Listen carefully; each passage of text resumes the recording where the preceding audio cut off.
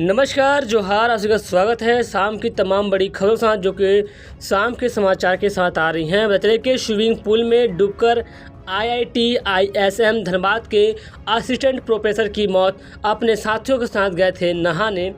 आपको बता दें कि IIT-ISM धनबाद में मंगलवार को स्विमिंग पूल में नहाने के दौरान एक प्रधानाध्यापक की मौत हो गई। माइनिंग विभाग में सहायक प्रधानाध्यापक यशवंत उजाला अपने साथियों के साथ स्विमिंग पूल में नहाने गए थे। इस दौरान IIT-ISM के स्विमिंग पूल में कुल 28 लोग थे। इसमें प्रधानाध्यापक, छात्र शामिल हैं, एक कंटेस्टेंट भी थे। अचानक यशवंत उजाला डेंजर जोन में चले गए। जब तक उसके साथियों ने देखा तब तक उनकी मौत हो चुकी थी। इसके बाद प्रोफेसर उजाला को SNMMCH के इमरजेंसी लाया गया। यहाँ डॉक्टरों ने उन्हें मृत घोषित कर दिया। तो दूसरी वो पलामू पुलिस के 2 जवानों की हार्ट अटैक से मौत। बिहार के रहने वाले थे दोनों।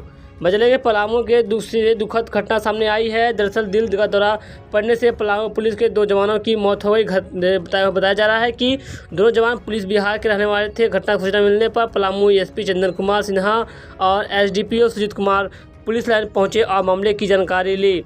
पलामू SP चंदन कुमार सिन्हा ने घटना की पुष्टि की है। जानकारी के मुताबिक मृतक जवान में एक प्रकाश किरण बिहार के लखीसराय रहने वाले बताए जा रहे हैं। वहीं दूसरे जनार्दन सिंह बिहार के आरा के रहने वाले बताए जा रहे हैं। जानकारी के मुताबिक दोनों जवानों को शराब पीने की लत थी।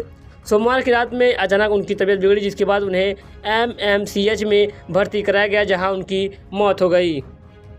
तो वहीं दूसरी वो विश्व रक्तदान दिवस पर रैली व नुक्कड़ नाटक करेंगे रिम्स के जूनियर डॉक्टर। बजले के 14 जून को विश्व रक्तदाता दिवस है। रक्तदान को लेकर लोगों को जागरूक करने के उद्देश्य से झारखंड के सबसे बड़े सरकारी अस्पताल रिम्स के जूनियर डॉक्टर नुक्कड़ नाटक करेंगे और रैली निकालेंगे। रिम्स ब्लड बैंक के सीनियर रेसिडेंट डॉक्टर चंद्रभूषण ने बताया कि जूनियर डॉक्टर बुधवार शाम 5 बजे से ब्लड डोनेशन पर नुक्कड़ नाटक करेंगे। इसके बाद रैली निकाली जाएगी। रैली रिम्स परिसर से गेट नंबर 1 होते हुए गेट नंबर 2 और ड्रामा सेंटर तक जाएगी। तो दूसरी ओर अज्ञात वाहन की चपेट में आने से बाइक सवार की मौत, सड़क जाम किया गया। छतरपुर के मंदैया नदी के समीप अज्ञात वाहन की चपेट में आने से बाइक सवार युवक की मौत हो गई। आक्रोशित लोगों ने सड़क जाम कर दिया है। मिली जानकारी के अनुसार सरडई के सहारपुर निवासी अख्तर अंसारी अपने भाई को मुंबई जाने के लिए बाइक से छतरपुर में बस पर बैठाकर लौट रहा था कि मंदैया नदी के पास बन रहे 4 लेन बाईपास सड़क के अंडरपास पुल के दूसरी ओर निकला ही था कि हरिहरगंज की ओर से आ रही अज्ञात वाहन की झपेट में आने से उसकी घटनास्थल पर ही मौत हो गई। घटना की सूचना पाकर वहां भीड़ इकट्ठा हो गई। आक्रोशित लोगों ने हाईवे को जाम कर दिया।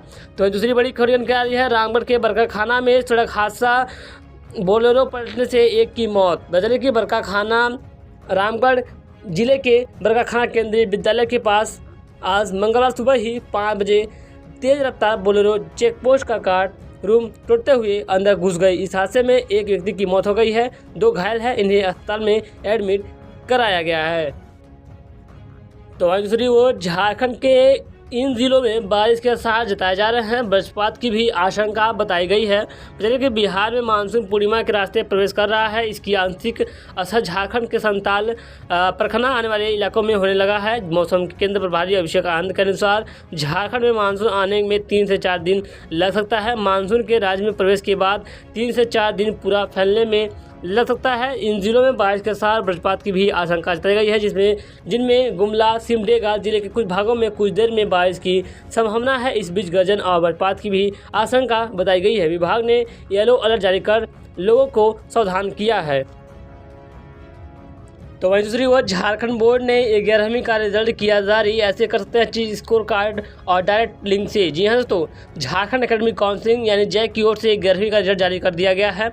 बोर्ड ने आर्ट्स, साइंस और कॉमर्स तीनों के परिणाम एक साथ जारी किया है। इससे पहले जैक ने कक्षा 8 और 9 के अंतिम परीक्षा परिणाम और कक्षा 10 और 12 के बोर्ड परीक्षा परिणाम JackResult.com पर घोषित किए थे। बता दें कि झारखंड के एकेडमिक काउंसिलिंग की ओर से कक्षा 11वीं के अंतिम परीक्षा परिणाम छात्र अपना JackResult.com पर दे सकते हैं। इसके अलावा रिजल्ट से संबंधित अपडेट के लिए उन्हें jack.jharkhand.gov.in पर जा सकते हैं। झारखंड बोर्ड 11वीं का रिजल्ट देखने के लिए छात्रों को अपने बोर्ड परीक्षा के रोल नंबर, कोड रोल और रोल कोड और रोल नंबर का उपयोग करके लॉगिंग कंडीशन के रूप में करना होगा और रिजल्ट देखने के लिए आप इन स्टेप्स का फॉलो करके आप रिजल्ट दे सकते हैं। तो दूसरी ओर गिरिडीह में प्रदूषण के खिलाफ ग्रामीणों का प्रदर्शन, कहा अपंग बच्चे हो रहे हैं पैदा, जीना हो रहा है दुभर। बेदरे की औद्योगिक क्षेत्र के चतुरो गांधी श्री रामपुर में अवस्थित बाल मुकुंद स्पंज आयरन फैक्ट्री से लगातार फैलाई जा रही प्रदूषण के खिलाफ आज प्रदर्शन जारी किया गया। प्रदर्शन के दौरान ग्रामीणों का कहना था कि फैक्ट्री में लगातार बड़े पैमाने पर प्रदूषण फैलाया जा रहा है, जिससे आसपास के कई गांवों के लोग प्रदूषण के कारण बीमार पड़ रहे हैं। बजाज ग्रामीणों ने कहा कि बाल मुकुंद स्पंज आयरन फैक्ट्री से बृहद रूप से प्रदूषण फैलाया जा रहा है, जिससे इस क्षेत्र के लोगों के साथ साथ पशु पक्षी और जानवर का भी इलाके में रहना दुर्भर हो गया है।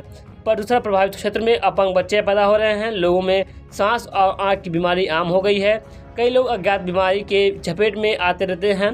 तालाब खत्म हो चुके हैं, जंगल भी खत्म होने के कगार पर है।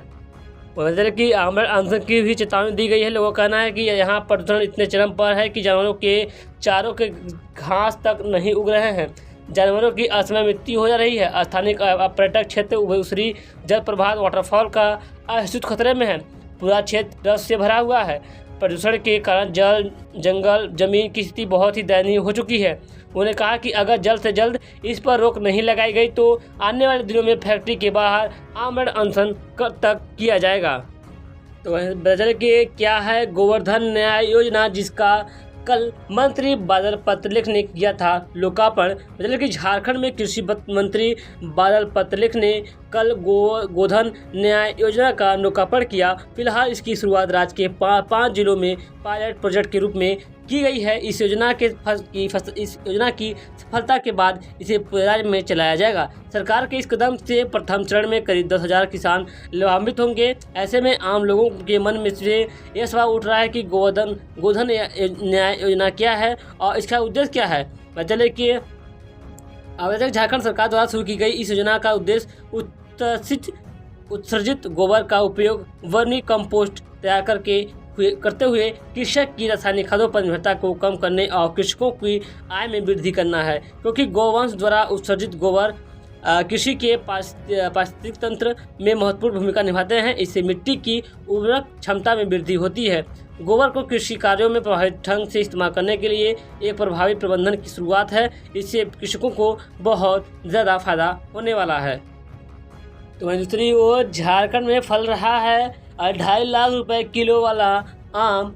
इस जापानी नस्ल मियाजाकी में क्या है खास? मतलब कि जापानी प्रभेद का आम मियाजाकी अब झारखंड की उपराजधानी दुमका में भी उपजाया जाने लगा है। बाजार में इस आम की कीमत 2.5 लाख रुपए प्रति किलो तक की है। इस आम का रंग बैगनी होता है। जापानी प्रभेद के इस आम को उगने के लिए बहुत तेज धूप की ज़रूरत होती है, इसलिए इसे एग ऑफ सनशाइन भी कहा जाता है। 5,000 रुपये में खरीदा गया था एक पौधा। दुमका के व्यवसायी पवन केसरी ने रिंग रोड में अपनी ज़मीन में इसका पौधा लगाया है। पौधा अभी छोटा है, जिससे मियाजाकी आम का फल लगा है। 3 साल पहले पवन ने यह बगीचा लगाया है, जिसमें जरदालू, आम्रपाली, मालंदा और मियाजाकी के 13 पौधे शामिल हैं। मियाजाकी के 2 पौधे उन्होंने कोलकाता से 5,000 रुपये में खरीदे थे। तो दूसरी ओर झारखंड में तपा रहा है मृगशिरा नक्षत्र। अगले 10 दिनों तक नहीं मिलेगी गर्मी से राहत, फसल के लिए अच्छी है तपिश। मतलब कि पूरे झारखंड में लोग गर्मी से परेशान हैं। राज्य के आधे से अधिक जिलों में इस समय तापमान लगातार 40 डिग्री से अधिक रहा है। इसके साथ ही झुलसा देने वाली लू चल रही है। इस समय 22 का नक्षत्र मृगशिरा चल रहा है। मृगशिरा नक्षत्र तपाने वाला होता है और कृषि विशेषज्ञों के मुताबिक मृगशिरा नक्षत्र को आरंभ में तपना चाहिए और अंतिम में बरसना चाहिए। इसके बाद चढ़ते आर्द्रा नक्षत्र को बरसाना चाहिए। प्रकृति का यह रूप आगे अच्छी बारिश और कृषि का संकेत देता है। 22 जून को चढ़ेगा आर्द्रा नक्षत्र। मतलब कि अगर आर्द्रा नक्षत्र 22 जून को चढ़ेगा और इस मुताबिक अभी मृगशिरा नक्षत्र में बारिश होना नहीं होना है, किसानों के लिए उचित है। मृगशिरा नक्षत्र पूरी तरह से तप रहा है। मौसम विज्ञान विभाग का भी यही पूर्वानुमान है कि अभी अगले 4-5 दिनों तक बारिश के कोई आसार नहीं है, जबकि लू इसी तरह चलेगी। वहीं तापमान 1-2 डिग्री बढ़ सकता है। यद्यपि इसका असर लोगों की जीवनशैली पर पड़ा है। लोग देह झुलझलाने वाली लू और भीषण गर्मी से परेशान हैं। तो वहीं दूसरी ओर मधुपुर में आंधी पानी से गिरे दर्जनों बिजली के खंभे और पेड़, कई इलाके में बिजली आपूर्ति ठप।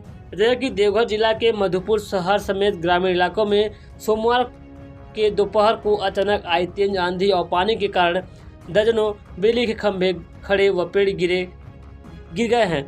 शहर के कई मोहल्ले की मुख्य सड़क पर दर्जनों पेड़ों की ट्रॉली टूट गई है, बिजली के तार पर गिर गए हैं, जिसके कारण शहरी व ग्रामीण क्षेत्रों में बिजली आपूर्ति बाधित हो गई थी।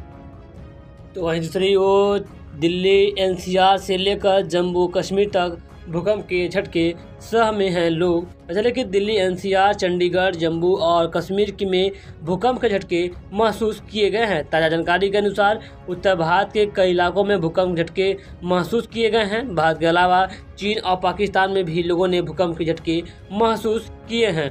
वैसे कि एनआईए की रिपोर्ट के अनुसार इसे बताया जा रहा है कि इस भूकंप के झटके से कई जगहों पर लोग सहमे हुए हैं। जानकारी के अनुसार जम्मू कश्मीर में किश्तवाड़ से 30 किलोमीटर दक्षिण-पूर्व में रिएक्टर पैमाने पर 5.4 तीव्रता का भूकंप आया है। भूकंप का असर भारत के दिल्ली एनसीआर, जम्मू कश्मीर, चंडीगढ़ समेत कई शहरों में देखने को मिला है। रिएक्टर स्केल पर भूकंप की तीव्रता 5.4 मापी गई है। भूकंप 1:33 पर आया था। तो फिलहाल खबरों बस इतना ही। थी कुछ आज की तमाम बड़ी खबरें जो समाचार शाम के साथ आ रही थी, तो उम्मीद है कि खबर पसंद है खबरों को शेयर कीजिए, लाइक कीजिए, चैनल पहली बार आए सब्सक्राइब जरूर कीजिएगा। जय हिंद, वंदे मातरम।